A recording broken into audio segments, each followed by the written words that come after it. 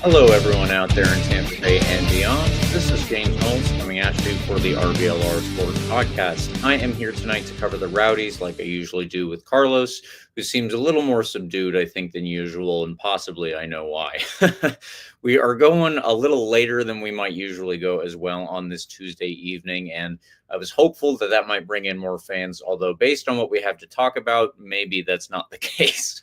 I'm not sure exactly how it'll turn out. Eureka will have to crunch some numbers afterwards and tell us exactly how it turns out. But Carlos, how are you doing this evening when you're not quite ready to shadow box, but still enjoying the new music? It seems like I am thankful that this podcast is on this particular Tuesday and not anywhere near after the result last Wednesday, or else I would be a lot more aggressive on this episode of this podcast. We are 6 days removed from what was, I would say, inarguably the most embarrassing loss in the Rowdies modern era. But you can debate with me if you'd like on another day, or maybe today. I don't know. If you're listening to this live, tell me while I'm wrong, or tell me if you agree.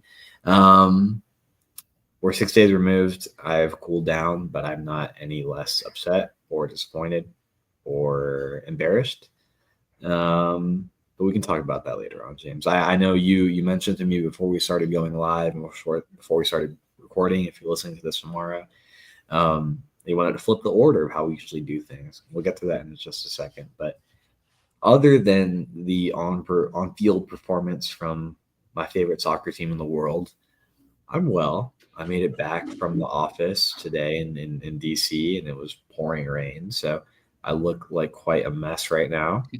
But we're here. We're live, James. It's another beautiful Tuesday evening. And as Pitbull famously once said, every day above ground is a good day.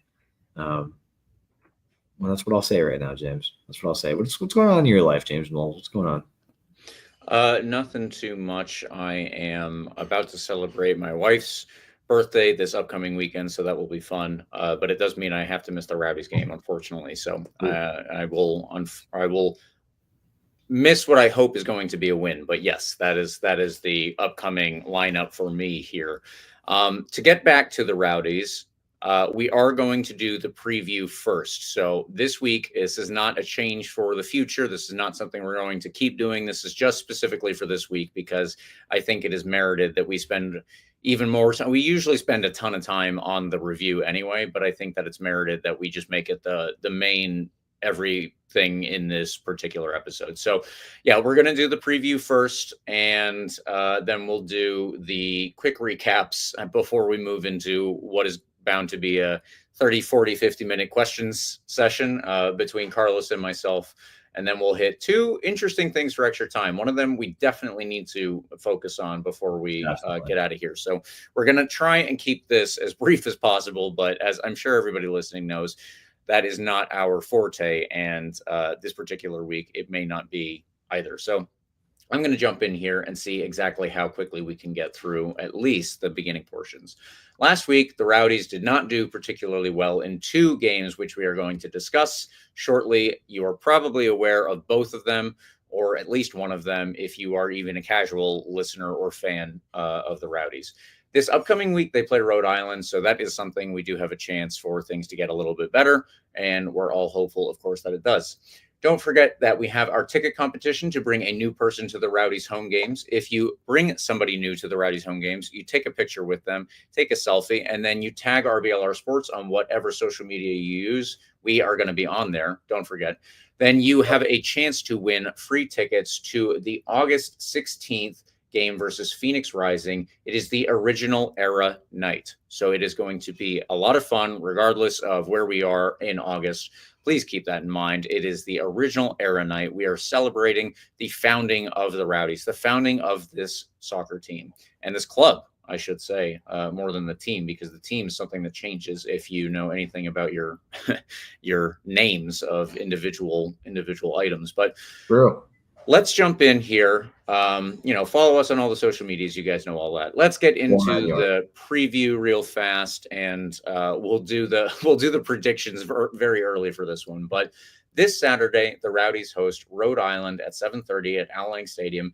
Be there. I cannot be there, as I said, so I need all of you to fill in for me and carry on my voice, because I will be down here in Bradenton with my wife. Rhode Island, very interesting. They are only 2 points ahead of us right now. They have 2 more draws than we do, and our head-to-head so far is 1-0-1. We won, I think, our home game, and they won their home game, and that was 2 games. So a little bit of history, but not that much. JJ Williams is currently out, I believe, with an injury, so we don't actually have to worry about him unless something miraculous happens between this current day, Tuesday, and Saturday. So I guess that kind of helps us as well. Their recent lineup has been Koke Vegas in net, Rio Hope Gund, Grant Stoneman, Frank Nodarcy, and Aldair Sanchez in defense, Jojea Quizera, Maxi Rodriguez, Zach Haribo, and Amos Shapiro-Thompson in the midfield, sitting behind Albert Dikwa and Noah Fuzon. Clay Holstad has also started in the midfield in place most recently of Zach Haribo, another former Rowdies player. Like I said, JJ is currently out, but Mr. Williams leads the team with 2 goals at the moment. So possibly that is a positive sign for us. And, there's something to be said about this team being on worse form than they were last year. I don't think Rhode Island started particularly well in last season, but they did turn it on. So it's not too different from roughly the same lineup. They do have a couple of differences here and there, but I'm hopeful that we will be able to get something out of this one as well. Carlos, do you have anything to add before we jump into our early predictions? Yeah, on paper, a great lineup. I'm surprised it hasn't panned out for them as quickly as I might have expected. This offseason, that kind of points to them as a team that might be one to look out for in the Eastern Conference. Although I'm sure many people would have said the same thing about the Rowdies and the Rowdies' roster, and here we are. I have to give an obligatory shout out to former Georgetown Hoya, Rio Hope Gund. Good to see him still kicking it in the American professional ranks. Yeah. Of course, former Tembe Rowdy, like you said, Zach Garibau, really flourished over there last year in Rhode Island. I was really, really, really, really upset that we never really got the full Zach Garibau down here. Yeah. With the Rowdies, injuries, and by the time he kind of came back, we were pretty settled in the midfield. I mean, I always said Zach Garibau was really one player that I thought could flourish with this squad. It's sad it didn't happen, but I'm glad it's working out for him. He's a great guy. He was one of those people in Birmingham that I was like, man, I could see him in a Rowdies uniform. And he was, but not for long, unfortunately, at least on the field. So I'm happy that it's been working out for him over there last year in particular. Hopefully it doesn't work out for him this weekend, of course. But I do think that JJ Williams' loss for them this weekend with his injury is rather big for them. It seems like big loss. Yeah, last year he was a big player for them. Again, quite literally, physically. But he was scoring a lot of goals. He was kind of the focal point of a lot of their attack. I thought with Albert Dikwa in this lineup, they might kind of be able to not rely on JJ Williams as much, kind of distribute some of that wealth to Dikwa. But evidently it hasn't worked out for them this year. They are, what'd you say, 2 points ahead of us? Yeah, 2 points ahead of us, sitting pretty at the bottom of the table with your Tembe Rowdies and Hartford Athletic, tied with Birmingham, who we struggled with earlier this season as well. So there's a lot. I mean, it's an interesting team. Obviously, plenty of great players on paper, like I said, but evidently not working for them yet. Predictions, James, is it time to jump into this? Anything you want to point out about any of these folks, any of these players? I did say Albert Dikwa was someone I would have loved to see sign with the Rowdies this offseason, but I always say that for the last 3 seasons. I've said Albert Dikwa has been on my wish list. Evidently, it hasn't gone too well for him in Rhode Island, so we hope that continues to be the case with all due respect to Mr. Dikwa this weekend. Anybody else will point out here, James? Maxi Rodriguez, I think, was also a really, really big pickup this offseason. He was one that a lot of people were talking about this offseason. He's been a huge point in the midfield for Detroit for X amount of years, at least 3 years, maybe 4 years. He's been with Detroit for quite a while. So it was a really, really big switch up for him personally. I saw like the interview he had when he made that trade, or when that signing happened. It was a really big move for him personally. Maxi Rodriguez is a great, great player. But again, another big name that it seemed like hasn't really clicked all together yet for Rhode Island, despite having these really talented players. So I think you see some similarities between us and this squad in that way. So playing style, I can't say I've seen a lot of Rhode Island this year. It hasn't really been something I've been, keeping an eye on, but certainly surprised that it hasn't panned out for them as of yet. Anything to add, James, here before predictions? No, I think based on your and my level of knowledge, we are probably in roughly the same boat for minutes viewed of Rhode Island. So I think we can just jump into the predictions here. Yeah. But again, I'm basing everything on knowing what I knew about them last year, and of course just the roster that they have. Again, rather talented roster on paper, but as we've come to know rather well in our situation, that doesn't always pan out in results. So in this case, I don't think Rhode Island figures it out this weekend down in Tampa Bay, but I'm not necessarily sure we figure it out either. So I'm going to go with a safe 1-1 draw prediction for this weekend, James. I think that's going to be where we go. Woobs has been hot, kind of. Ollie kind of been hot. One of those two guys is going to get on the score sheet. And then, I don't know, Zach Garabo, former Rowdy, gets on the score sheet because that's how it tends to go. So let's say that. Former Rowdy already scored on us this past the weekend prior against Charleston. We'll get to that later on, but I could see a streak like that continuing because that tends to be our luck, James. But I do think 1-1 draws probably where this game goes. Yeah, I am joining you in a draw. My prediction is a 2-2 draw, though, and Eureka is a little bit more optimistic than both of us with a 2-1 win. So congrats to Eureka if we do get a win on this one.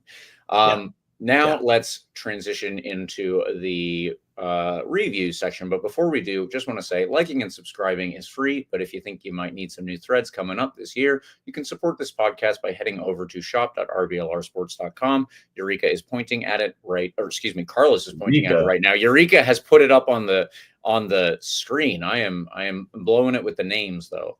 But yes, it is shop.rblrsports.com. I do have that name down.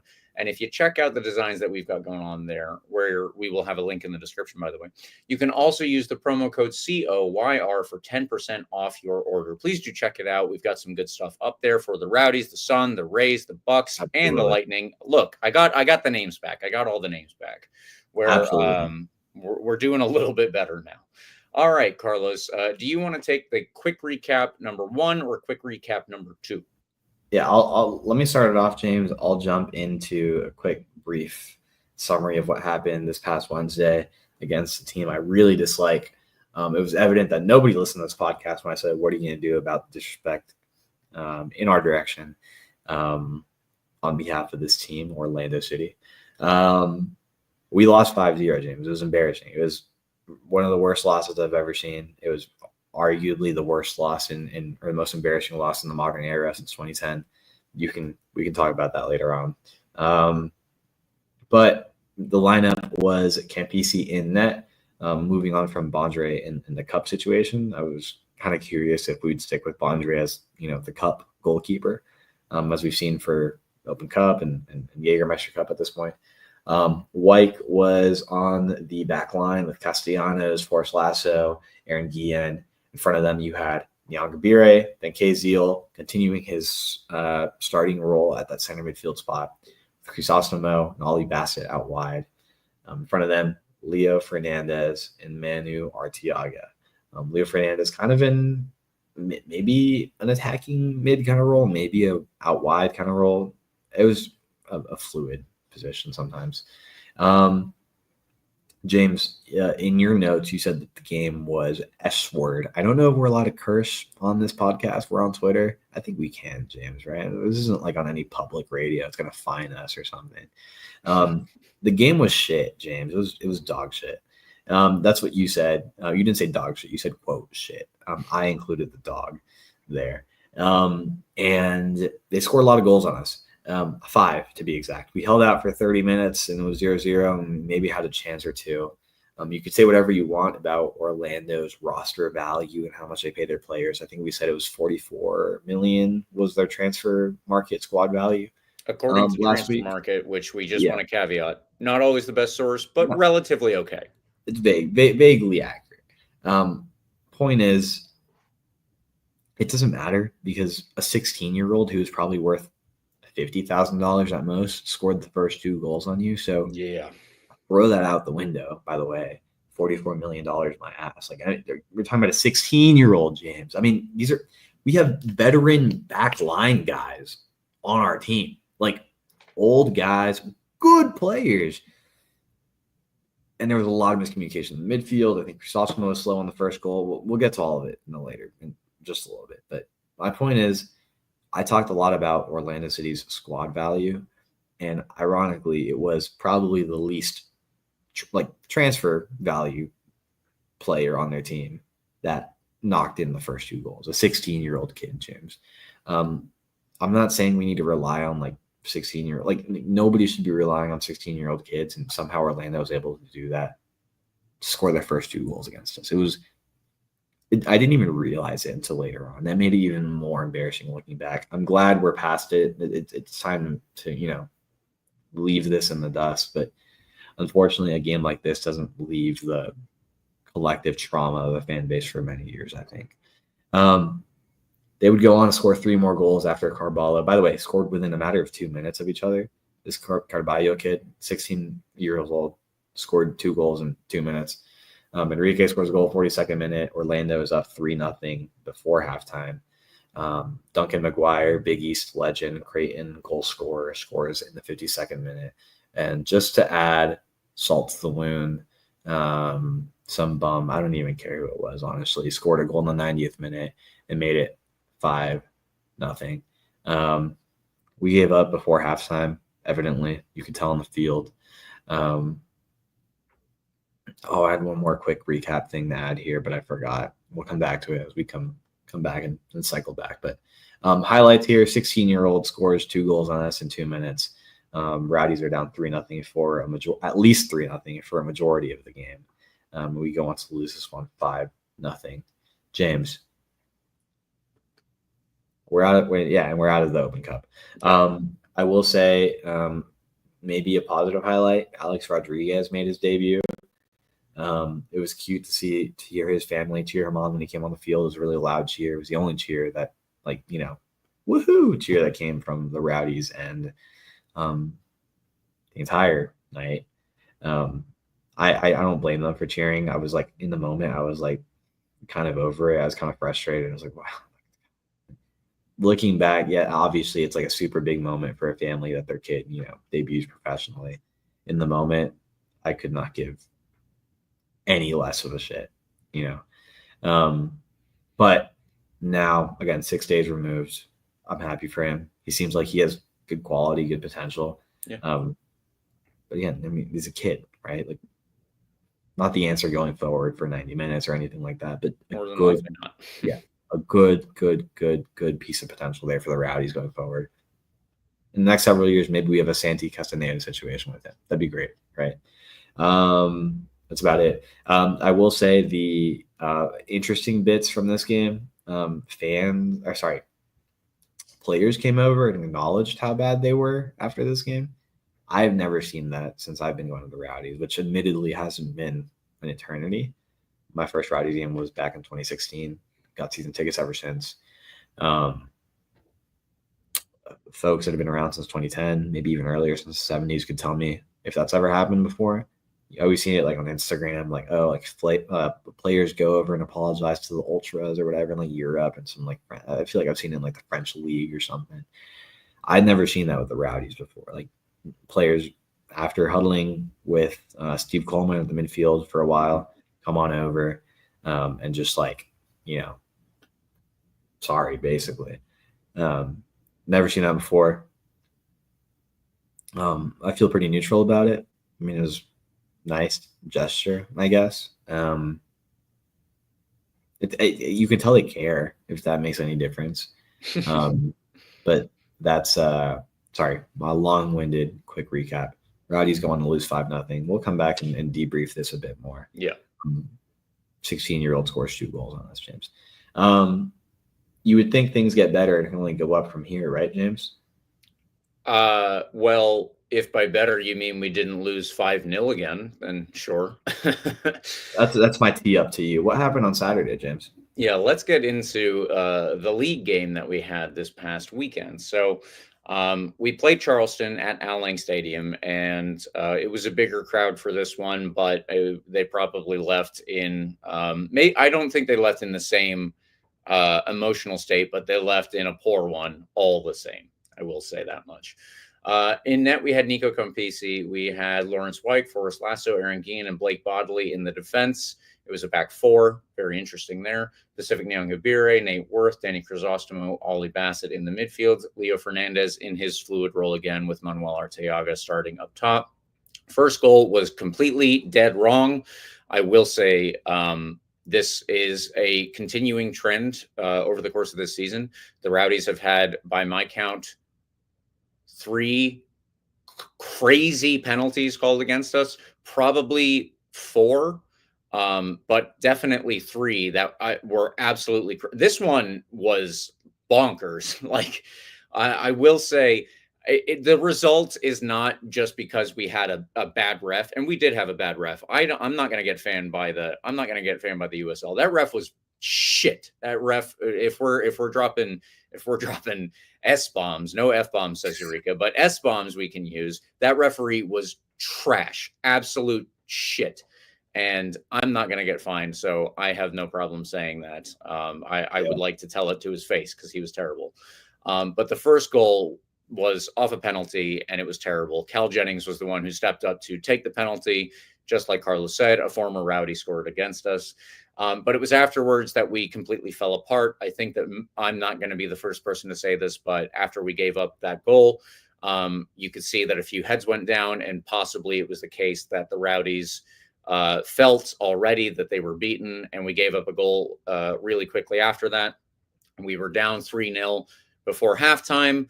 The third goal was another Nico Campisi error. Not to say that this is entirely his fault either, but that third goal was down to his poor parry, which put it right in the path of, I think, MD Myers, if I'm not mistaken. And so 3-0 going in at halftime. They did respond at half, and they made some changes in the formation. Ultimately, they made some changes with the players as well. And it ended 3-0. So we did not get worse. It was 3-0 at halftime after both of these games, but it only ended 5-0 on Wednesday. So there's your improvement, Carlos. Yeah, but can I say something real quick now before I forget to say it later, James? Go for it. Maybe we can revisit this later, but I want to say now before I forget. Can we stop with this whole why didn't we bring back Cal thing? I see it way too much on Facebook. We know, for the record, we know Cal left to pursue bigger opportunities, in theory in Europe, maybe MLS. Right. By the time we figured, and this is all speculation at this point, but we know for that is what happened. That Cal was in great form, leaving to a bigger and better things, hopefully for him. By the time things get figured out, we have strikers, Rowdies have a certain, payroll. We don't have infinite money either. And we're owned by the Rays, who notoriously are, rather strict with their money. Not that carries over to the Rowdies, but things get figured out, right? Rosters get figured out sooner rather than later. I don't know why, everybody, I see a lot of people being why didn't we bring back Cal? Why didn't we just bring back Cal? If it was in the realm of possibility, it would have happened. You know what I mean? Yeah, I totally agree with that. It would have absolutely. Cal was hot. The Rowdies would have liked to keep him. He wasn't perfect, for the record. Everyone seems to remember a perfect Cal Jennings that was knocking in all countless missed opportunities, and when it comes to high XG chances in particular. The easy goals, the ones in the playoffs, the big games, like there's plenty I remember. Point is, he was still on fire. He was still hot. If it was in the realm of possibility to bring Cal back, it would have happened. Things get figured out. Luck of the draw, he ends up at a rival team in Charleston, where a former Rowdies in the front office and Lee Cohen, and he knows the Rowdies. And he knows Cal Jennings. Yes, this is like, it is what it is. Like, there's a lot of things you can maybe like complain, front office and recruiting and scouting, whatever. Like, that can be a conversation we have. Cal Jennings is not part of that conversation, respectfully. And I want to throw this out there because I feel like we just don't seem to grasp that. Cal Jennings, great player, great guy. We've had him on the podcast when he was with the Rowdies. By all accounts, a great guy. He was off to bigger and better things, in theory. Didn't work out. Lands back in the USL. It is what it is. We're here, whatever. I really want to like put that to bed because I don't know why this is like a thing I keep seeing on Facebook and Instagram and Twitter, whatever. Throw that out the window. Former Rowdy scores on this. It was a penalty. For the record, he's had more penalty goals and open play goals at the moment this season. In fact, Woobs has the same. I think there's not one more open play goal than Cal. If we're comparing strikers, which everyone seems to love to do on social media, if we're comparing strikers, Woobs' open play is like better than Cal at the moment. So throw that out the window. Doesn't matter. I just want to clear that for the record because it seems like it's still a thing that everybody talks about. Okay, James, take it away. I think that was a good impassioned plea. It is something that we've seen, and it's something that you and I have complained about in private, that we see that. And it's definitely fair that there's no reason for anybody to continue to bring this up. It doesn't make sense. He left where we could all see where the intention was, and if it didn't work out, Charleston was there almost as a fallback because Lee Cohen already knew Cal Jennings. That's what happened. So we don't know all of the ins and outs and in-betweens, of course. We don't have that from the club, and that's, we're not asking that from the club. They wouldn't give it to us, I'm sure. But everybody in our position knows exactly what you guys watching or listening knows, and it's that much. So just keep that in mind for Cal Jennings. Yeah. So to finish out this quick recap, standings update is the only thing we need to do. Loudoun still lead the league overall. Carlos, after many years of calling it, has finally called it right. Loudoun are still killing it in the game, and the game specifically is the USL Championship. It's not a fluke. It's not a fluke anymore. They're legit this season. Yeah. I mean, eventually all of those youth kids that they had were going to turn into veterans, I guess. And I think that they have finally come good this year. However, on the other side of things, we are tied for last in the league. I do want to point that out. We are tied on points. I can't quite tell what the tiebreaker is because I don't believe it is goal differential. And right now, Hartford also has 4 points. So if you look in different places, it says different things. We are tied for last is what I'm going to say right now. The USL website has not fully updated their standings page. If anybody from the USL is listening, please get on that, by the way. I really need that for like this podcast. That would help. Are we supposed to be like a Division I league soon? Can we figure this out online? Yeah. Good. What are we doing here? Very good point from Carlos. So let's do the top of the Eastern Conference. Loudoun United on 21 points, Lou City and Charleston on 18, Detroit City on 16, North Carolina FC on 14. Where the hell did that come from? I do not know. Out west, San Antonio and Monterey Bay have 16 points each. New Mexico has 15. Tulsa and El Paso each have 13. So the East is still the better conference, but the West has a couple more teams that are right around each other. Yeah. We're going to get into our questions now. And I just want to say we can do this at the same time. Man of the match for the Orlando City game, neither Carlos or I took one. And I think that anybody who watched the game can see why. However, Carlos did want to name a man of the match overall, and it is more a men of the match, a people of the match. People of the match. Yeah, and particularly for the Orlando game, and mostly because I was there for that one and I wasn't there for Charleston. My man of the match for the Orlando game, probably the Charleston game. I wouldn't know because I wasn't there necessarily, but specifically for the Orlando game was Ralph Smog. And we're going to break down the game and kind of what happened and why I'm upset still 6 days later. But if there's one thing that was a bright spot, it was the 90 minutes of support from Ralph's Mob, albeit in moments it was rather ironic. It was wake up, Tampa Bay Rowdies wake up. It was, it's not good enough. But it was still 90 minutes of singing. By the end of the game, in the 90th minute, they were singing every week we follow the boys in green and gold, Rowdies to the Rowdy, right? Like, still singing 90 minutes into the game, down 5-0. In a game when we were down 3-0 for at least 3 goals for the majority of the game, I was happy. It was one point that made me happy. It was nice that despite all this talk that I heard on social media from Orlando fans about this Tampa takeover, well, they had a good number there. Certainly a good number of fans, especially in that little in bleachers they throw out there for them.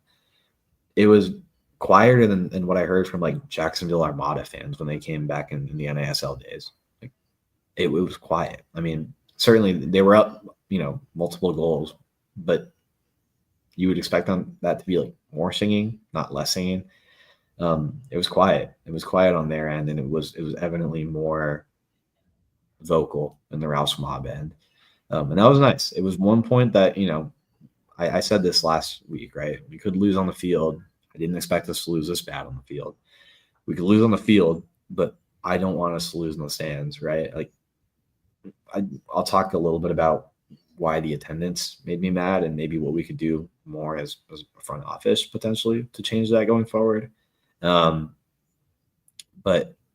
in terms of the people that were there and the, fan ratio, which was, I don't know, maybe 70-30 optimistically, probably more like 60-40, still in favor of the Rowdies, but I was happy with the vocal support from Roush Mob and the fans kind of as a whole. It was important. That was very important. There could not be a moment where another team comes into the stadium and out supports your team. Like, that's unacceptable. And Roush Mob didn't let that happen. So I think they deserved a well-earned shout out here. Shout out to everyone that was down there, probably for the Charleston game as well. It was probably still loud. Wasn't there, but particularly for that Orlando game, I think there was a big point of pride that helped to lessen that wound maybe a little bit. It was nice. It was good to hear. Shout out to one Rouse Mob member who displayed a particularly anti-Orlando display at the very beginning of the game and was promptly removed from the stadium. Much respect to you. I also want to say a quick shout out to the Masons who met Carlos at the game, I think on Saturday. And then Yes. I said hi to them this past game on Saturday. So they came up and said hi to me. So not necessarily man of the match, but you guys keep it up. We love you. Shout out. Yeah. Shout out of the match. Absolutely. We can count that as a thing. James, this is our show. We can do whatever we want with it. We can do whatever we want.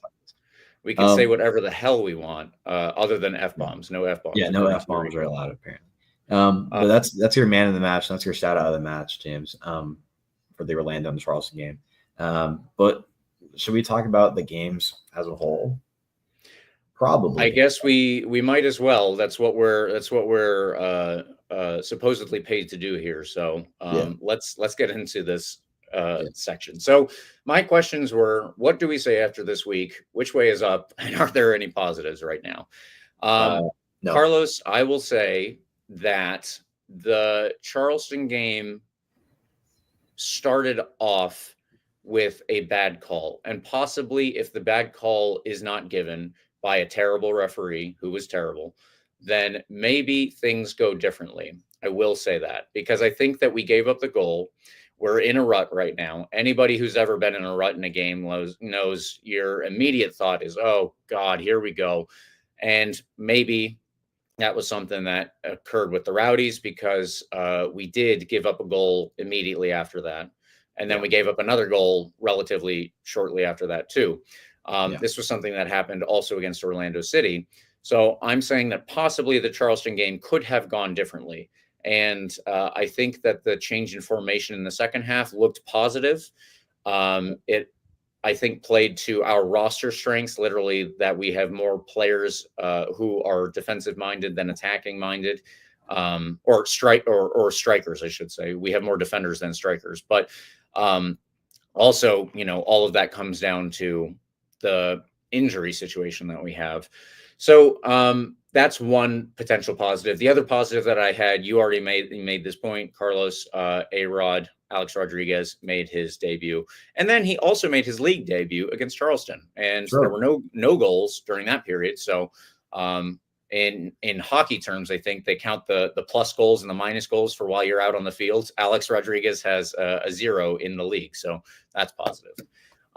Carlos, what are your answers to these questions?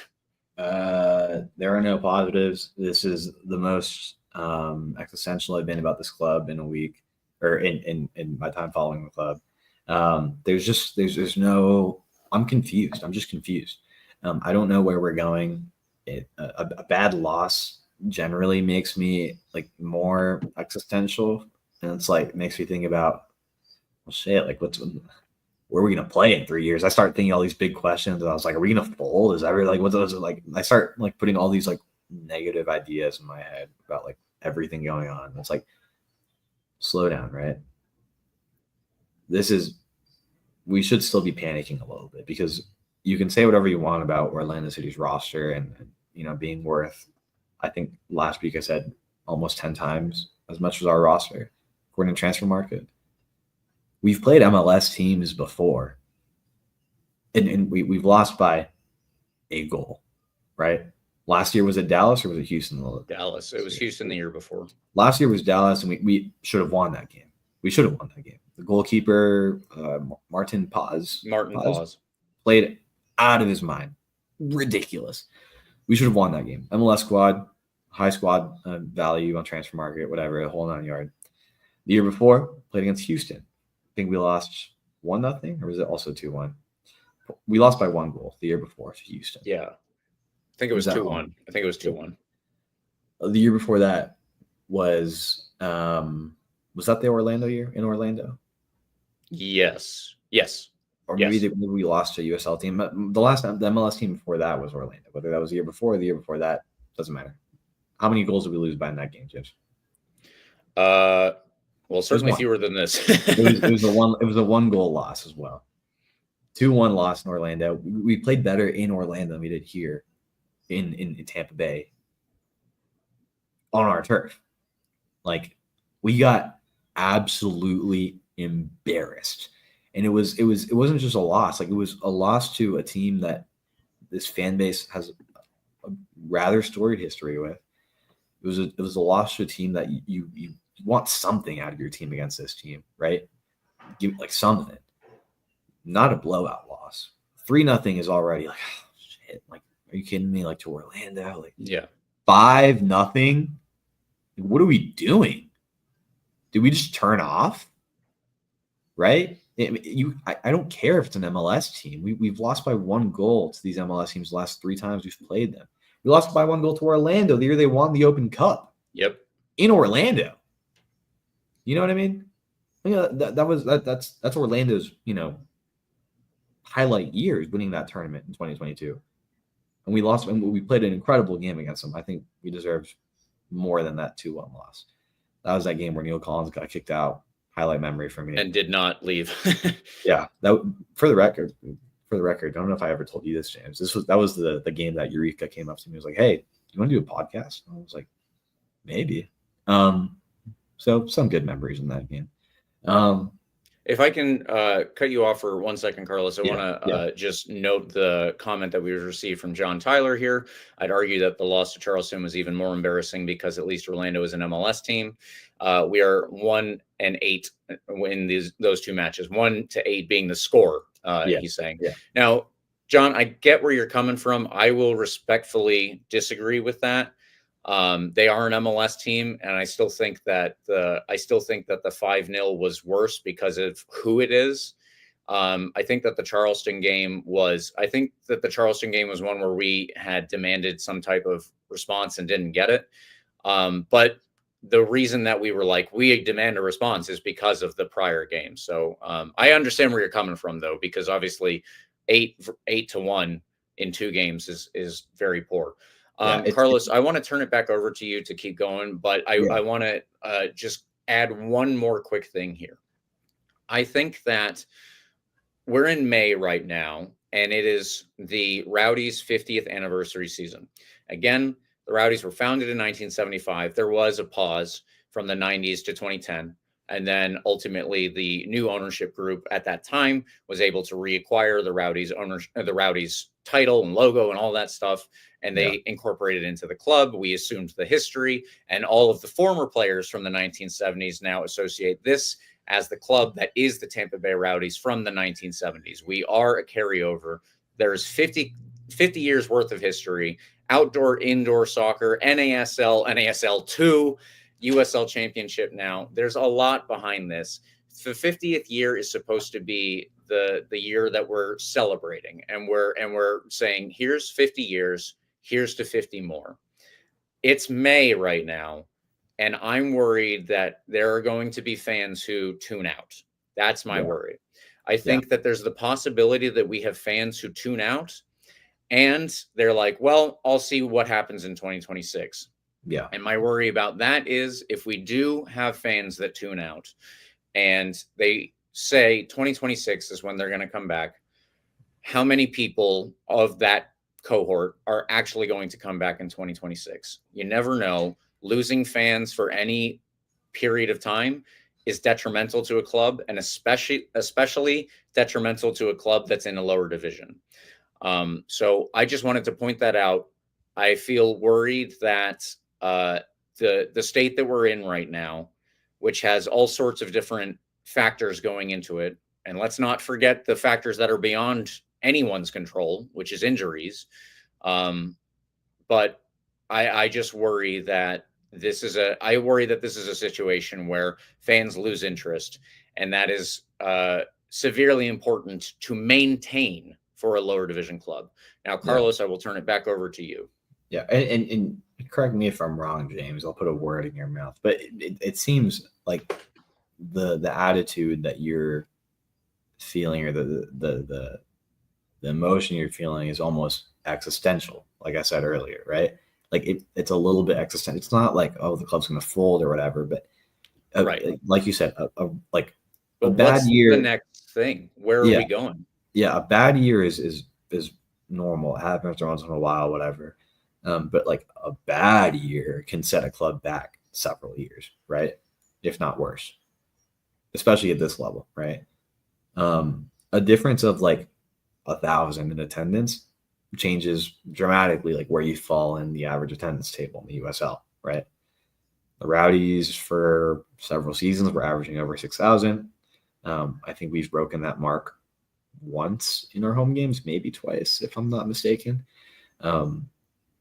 I have qualms about how we approach, and again, I'm not like a ticketing sales expert. I was a student ticket sales vendor for Georgetown Athletics for 3 years. Like, that's the extent of my knowledge. I sold season tickets to basketball supporters at Georgetown. So I don't have like insider information about how we do things, about whatever, about the Rowdies season, like Rowdies ticket sales. But I think I have qualms about how we approached ticket sales for this game on Wednesday, like from a front office standpoint. I feel like there needed to be more of a push. I feel like there needed to be some sort of promo, right? Like, this is a big game, big atmosphere. And we had less than 4,000 people in the stadium. I think the official number was, let's see. The official number for that Orlando game was 3,735. Maybe a third of those were Orlando fans, if I'm being optimistic, right? That's not a lot, like, at all. Right. And it's a big Open Cup game. It's a big opportunity. Maybe to a certain extent now, looking back, I'm glad more Rowdies fans and more casual fans didn't go to see that, because who knows if that turns people off for, the rest of the year. Right. I have questions about how we approach that, as a club, ticket sales wise. I'm questions, maybe not negatives, but maybe we talk this out and figure out what happened here. Right.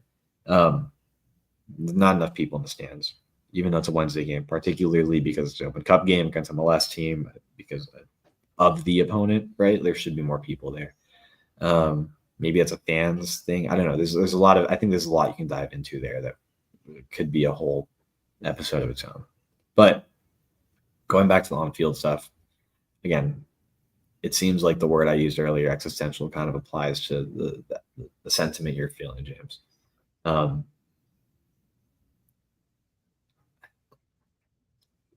Like thinking about the game itself, like we didn't pick a man of the match for a reason, right? Like because everyone played. Which is something I just want to step in real quickly one more time. That's something that we have up until now always done. Yeah. I have never been in a position where I was like, I'm not gonna do it up until this past week. So continue. Yeah. No, I mean it was poor. It was very poor. Our midfield didn't react to balls going through the middle. Our back line was incredibly slow to react to anything that got put into the box. I mean, good defenders in our back line were getting outpaced and outclassed by a 16-year-old. And our defensive midfielders, Van Kaziel was slow to get back, getting outplayed again by a 16-year-old. That's ridiculous. It's ridiculous. I don't care. The guy's not Lamine Yamal. He's not Lamine Yamal. Like, the kid's good. He's better than I was at 16, right? But he's not Lamine Yamal. We've played MLS teams in the past. We've lost by 1 goal the last 3 times we've played them, and have arguably had a case to win at least 2 of those games against MLS squads, right? And against this very club, we played significantly better than we did this time at their home stadium. It was ridiculous. I mean, I know, like we said, maybe we don't spend too much time on this game against Orlando because it's MLS squad, but this isn't what the Rowdies do. Rowdies don't lose by 5 goals at home, no matter who it is. Right. I think this matched our worst ever result, which oddly enough, and I forget who told me this, so I don't have the stat in front of me, but our worst ever result of the modern era was a 5-0 loss to New York Red Bulls 2, which is I had that in my head. I had that one in my head. I was going to say the only potential other embarrassing loss at this level was losing to Red Bulls 2 because it was a B team. At the time, I was like, what the hell? What are we doing? It was in New York. It was a time of transition for this squad. And I still think this game beats that out for most embarrassing loss. Significantly. In my mind, it does. Significantly. Because, at that time, we were mono transition, whatever. It was probably the most, I had that game in my head.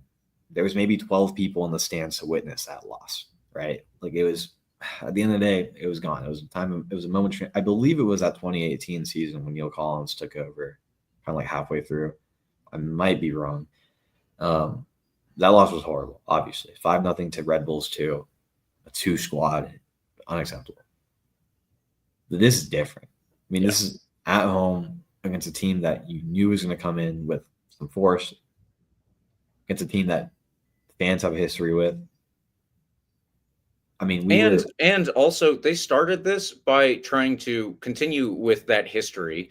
There were people who were masked up and threw their flares onto the field over a fence. I mean, I'm all for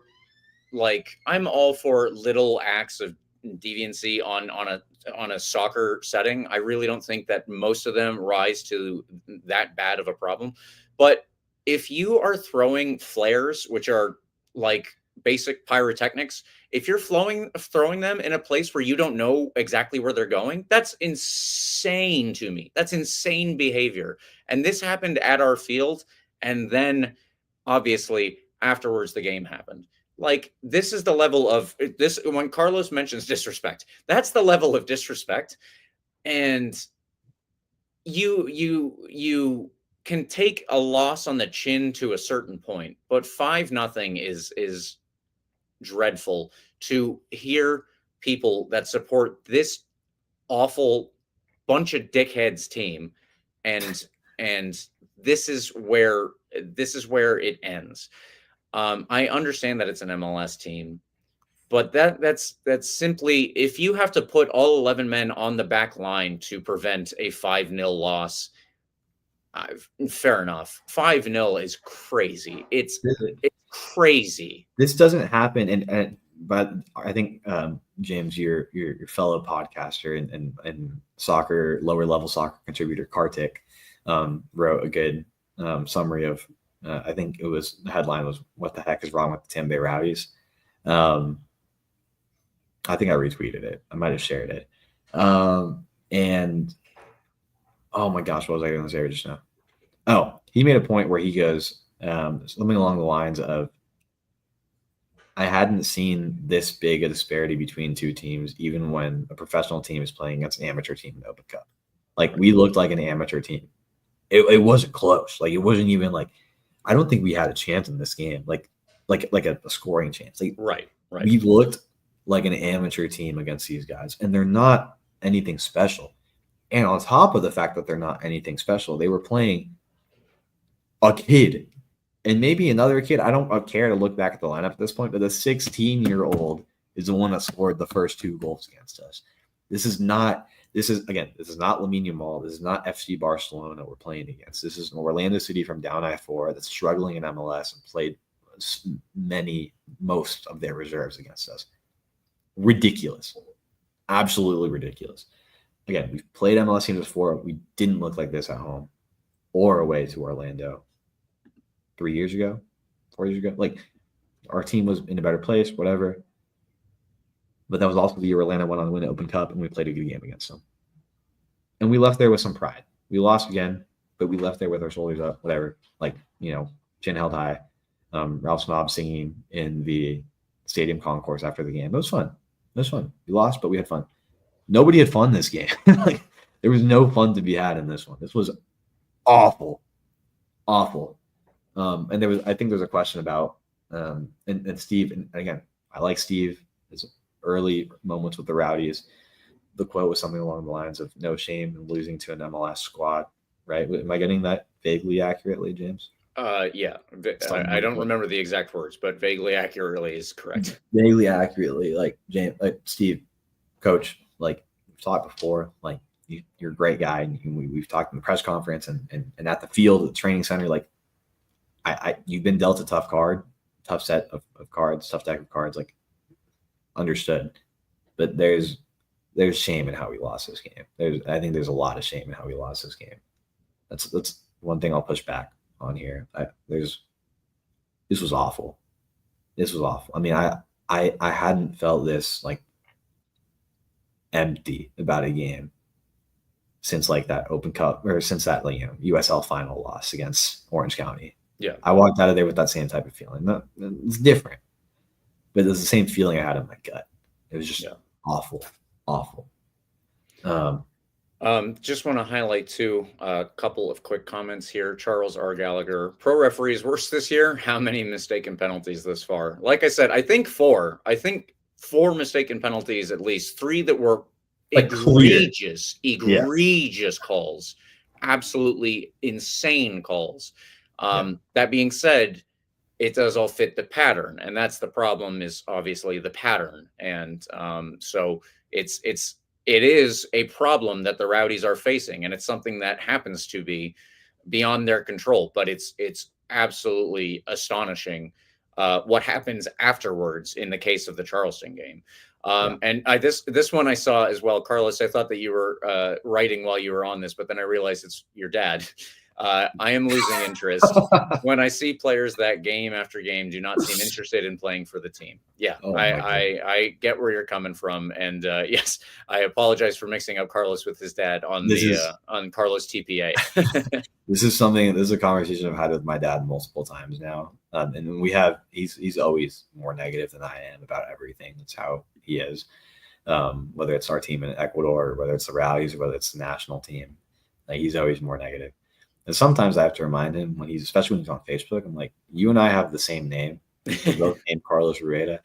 Not that I'm like a massive influencer in the world of Tampa Bay sports, but I'm even in his profile picture. Like, I feel like there's a lot of moments where folks might get confused about.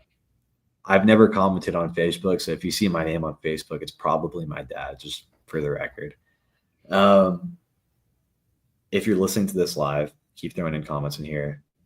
Unless you're my dad, don't. Or do. That's fun. That was a funny moment. I threw in the fact, James, when we started going live, I threw in the Ralph Mob Discord. Like, you and I are live. Tune in, give us some thoughts or whatever. Thoughts from the Ralph Mob Discord are that we need to score more than the other team. It's good to take away.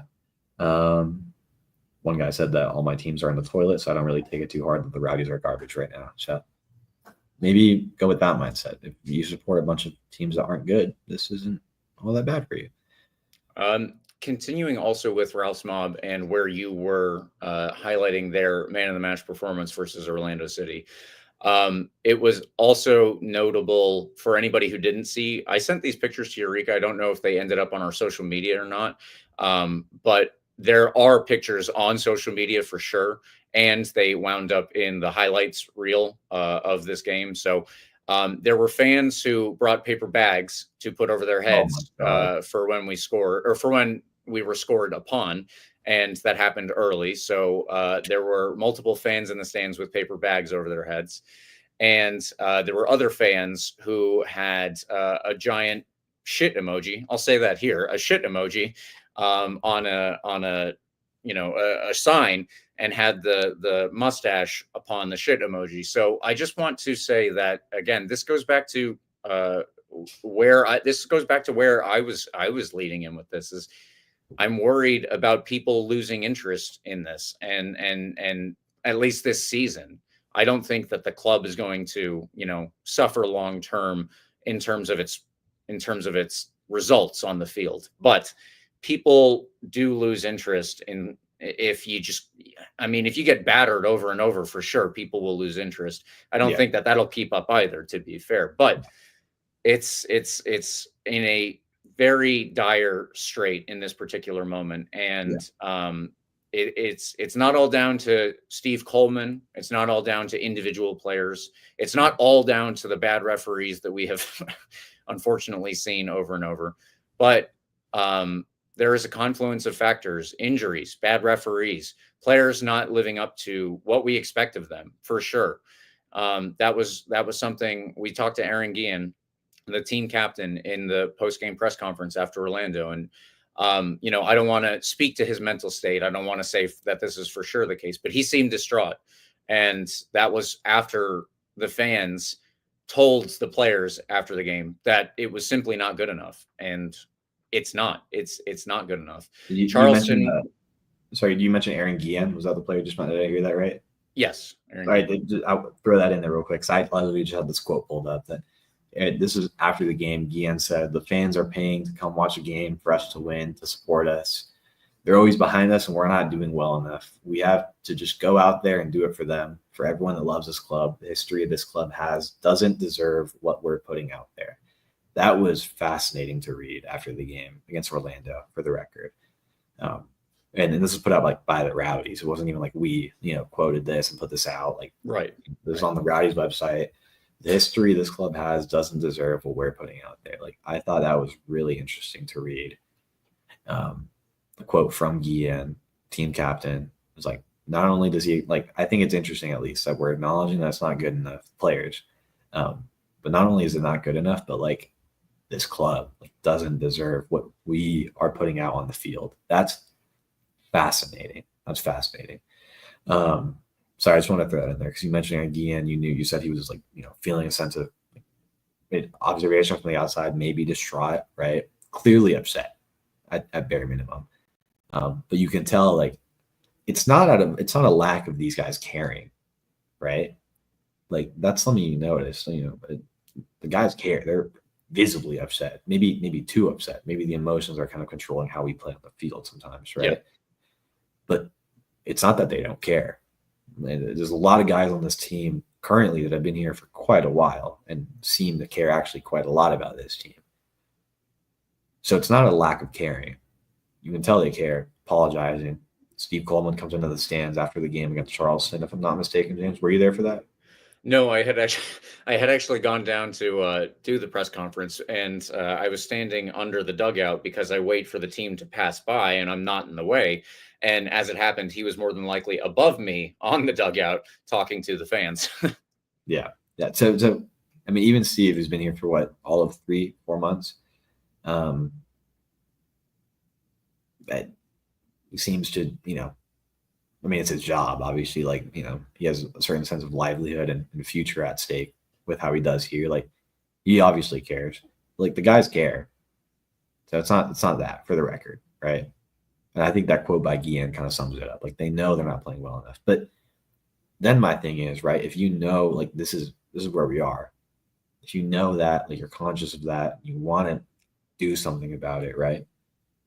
You have an opportunity on Saturday against Charleston, and then what happens?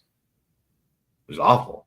Yeah. It was awful. I mean, again, that penalty call maybe changes something. I don't think that penalty call changes whether we lose or not. Like, I think we still lose that game. I think that's fair. I think that's probably fair. Yeah, and you could definitely see from the players afterwards. This is something that we've hit on, but you could definitely see from the players that here we go again. This is where we're going. I think it accelerated the process of losing this game. Right. I think we might have lost this game in the second half had it not been the penalty.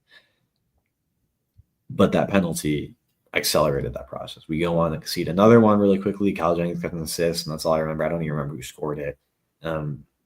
Charleston goes up 3 goals and wins this one rather comfortably. Like, what does that say, right? Like, it can't get any worse than what you think after Wednesday. Maybe it doesn't get worse. It's not a more embarrassing loss, in my opinion. Some folks might disagree with me, but it's certainly not even close to trending in the right direction. Not even close. Again, maybe even getting worse if you ask, certain people. Injuries, lack of depth. I don't know where I think this is why the word existential keeps coming up. Maybe not. Maybe we're not talking about like the very existence of this club, like whether it folds in a year or two, because like I think we're blessed to not be in that situation, like a lot of lower league teams in this country. But we are talking about like where the on-field performance is for at least the rest of this year, and how that affects attendance next year, and people caring about the club, and how that affects that. It's a ripple effect, right? It's a ripple effect. It's tough. It's tough. So I maybe this is a question for you, James. Like, what's your takeaway from the performance on Saturday then? Does it say anything to you? Does it communicate a message to you after being how poor we were on Wednesday, and then following it up with what happened Saturday? Well, let me do this in answer to your question. I went to the press conference there on Saturday, and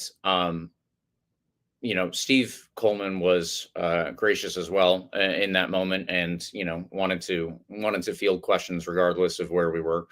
One of the things that he did focus on, because another reason that I was waiting for a while for the team to come under the stadium and then to do the press conference, because they were out in a huddle for a real long time after the game, just talking about what was going on. So I asked him about that to start, and Steve Coleman told me that the first half obviously went the way that it did. Everybody is aware that we were really, really poor in that first half in a lot of different ways, and ultimately gave up the 3 goals that meant the game was out of reach.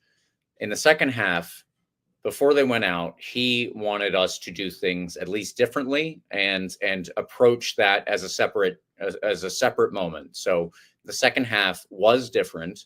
They played in a different formation. Blake Bodley had gone off, but it was a game that was more prepared for wingbacks. And I think Pacific Nyangabire had gone off. He was injured right before halftime as well. We'll have to keep an eye on that. So that could be more bad news considering where we are with injuries. But so those were the 2 changes that went into it at halftime, when we then came out, and I think not a 3-4-3, but like a 3-5-2-ish situation again. So we did play better in the second half. We scored in the second half, and we didn't give up a goal in the second half. And I think that was Steve Coleman's big takeaway for me in that particular moment was, yes, everything has been pretty poor recently. Nobody's going to mince words about that.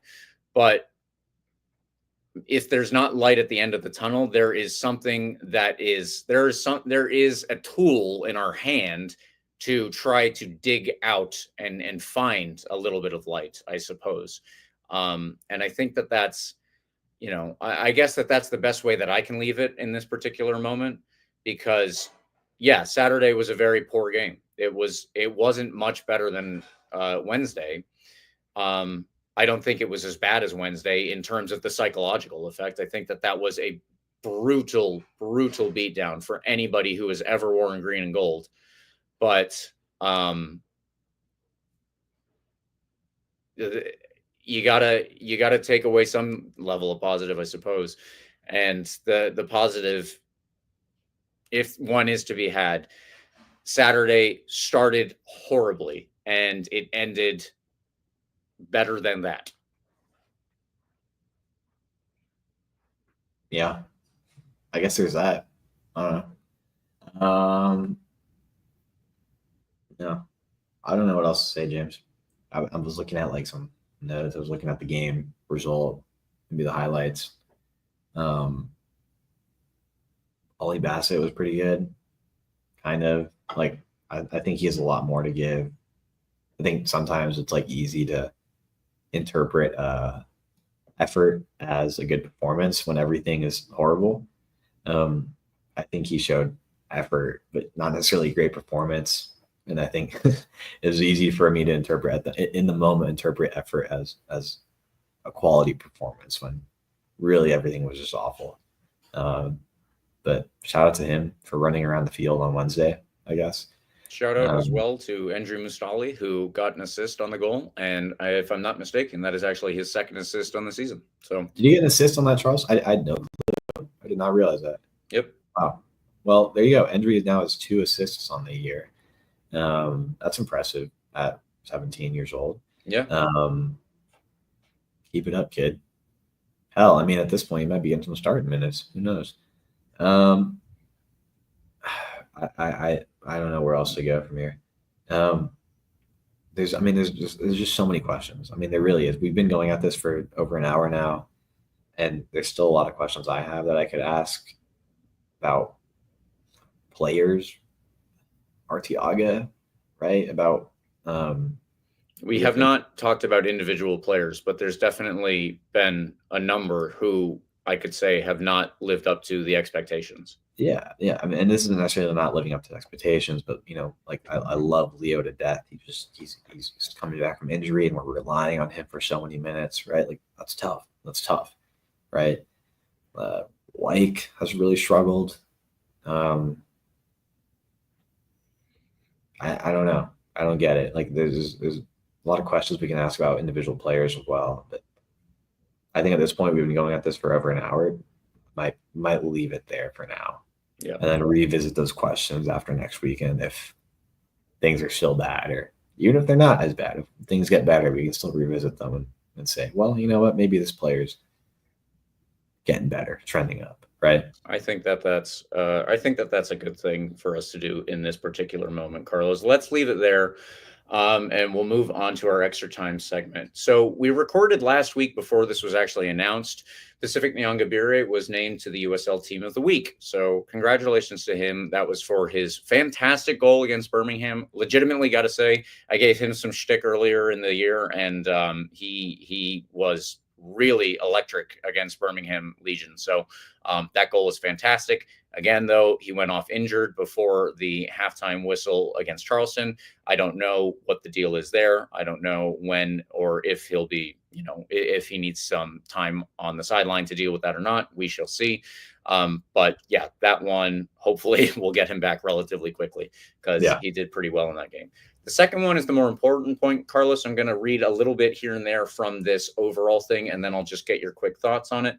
But the Tampa Bay Rowdies are negotiating an extension on their lease at the downtown waterfront St. Petersburg Stadium, Al Lang Stadium, even as Mayor Ken Welch's administration has proposed demolishing the venue to replace it with an amphitheater and arts center. By the way, I'm going to take a real, very tiny quick aside to say that's not going to get you more money than Al Lang Stadium. I really don't think it will. Maybe. I really just don't think it will. Getting back to the quick thing here. The contract between the United Super League team and the city of St. Pete expires in November, according to its city contract, although city master plan mentioned possible demolition for Al Lang Stadium in a reimagination of St. Pete Center of the Arts. The Rowdies have requested a 1-year extension on their agreement, which the city has agreed to, and a longer extension is possible, St. Pete spokesperson Samantha Becker said. Now, That's positive because I think that we had mentioned previously all the stuff about Al Lang and the potential demolition of it, requiring the Rowdies to find a new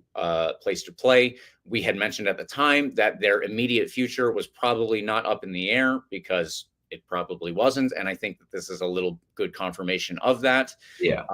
There is effectively, according to this anyway, an agreement in principle for 2026. And there is the potential for an extension beyond that, where during that time they can pursue other options if need be down the line. So, Yeah. Carlos, I think that that's positive. And what are your thoughts? Well, if I'm not mistaken, too, I think the last several years have been 1 year extensions, 1 year deals. So I'm like 90% sure that might be wrong. So this isn't anything out of the ordinary. I think the only thing that adds some extra bit of Eureka says we had a 3-year deal. So maybe I might be wrong. But I think the thing that adds a bit of extra, juice to this is the fact that there was that conversation about demolition of the stadium. And I think that kind of, adds some fire around the conversation. Yeah, I mean, it's good. I mean, I don't think this is a surprise, to be honest. Like I said, I don't think this demolition of Al Lang was ever really in the cards it was never in the cards for an immediate future. I still don't think it gets passed going forward, but that's another conversation to be had. This isn't surprising, but it's a good confirmation. So I'm glad we're still having a place to play, hopefully, next year. And then we'll figure out what we do from there over the next several years. So who knows? There we go. I think that that's as good a place to leave it based on where this conversation has gone today, folks. If you have stuck with us for this long, we appreciate it. If you have any thoughts, you can interact with us, obviously, on all the social media, which is my fantastic transition into saying thank you, listeners. Please follow us on all the social media platforms. You can follow us at RBLR Sports on Instagram, on Twitter, on TikTok, Facebook, Threads, Blue Sky, anywhere. There's some name that I'm forgetting, I think, but Eureka has them all down, so don't worry about it. If you would like to get at me for any particular reason, I am mostly on Twitter at RBLR James K. You can use the hashtag AskRBLR, or you can reach Carlos at Carlos DPA10. Thank you to everyone listening in live, whether it's YouTube or Twitter or wherever you listen. It's good to have the comments coming in live. It's fun to talk. If you're listening to this recorded, again, I'll reiterate my thanks from James. Thanks for listening. I appreciate it. And again, please follow us on all the stuffs, also like and subscribe to our podcast. You can get the full experience on YouTube where you can see our lovely faces, or if you would prefer, we are also on the Spotify, iHeartRadio app, Apple, and Google Podcasts. For 1 week down and a Rhode Island game coming up, come on, you Rowdies. Win a game. Let's do it. Let's do it.